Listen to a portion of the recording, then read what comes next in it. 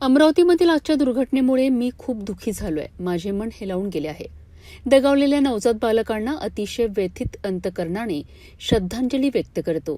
त्यांच्या पालकांना हे दुःख सहन करण्याची ताकद ईश्वर देव अशी प्रार्थना करतो. या घटनेच्या संपूर्ण चौकशीचे आदेश मी दिले आहेत.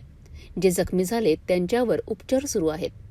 त्यांना सर्व प्रकारची वैद्यकीय सहायता दिली जात असून त्यांना लवकर आराम पडावा अशी सुविधा दिली जात आहे.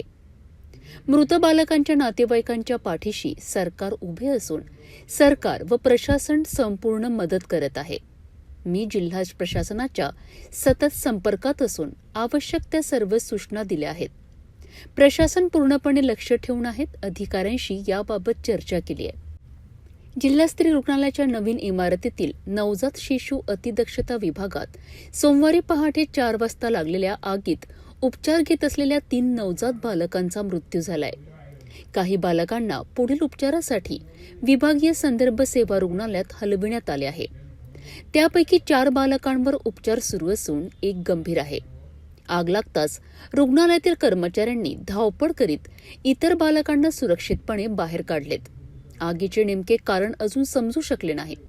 एसएनसीयूमध्ये कमी दिवसांचे, कमी वजनाचे आणि गंभीर अवस्थेतील नवजात बालकांवर उपचार सुरू असतात.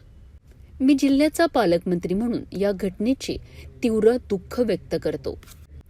जिल्हास्तरीय रुग्णालयाच्या नवजात शिशु अतिदक्षता विभागात लागलेल्या आगीच्या घटनेत जिल्ह्याचे पालकमंत्री चंद्रशेखर बावनकुळे यांनी या शब्दात या घटनेचे तीव्र दुःख व्यक्त केलेत.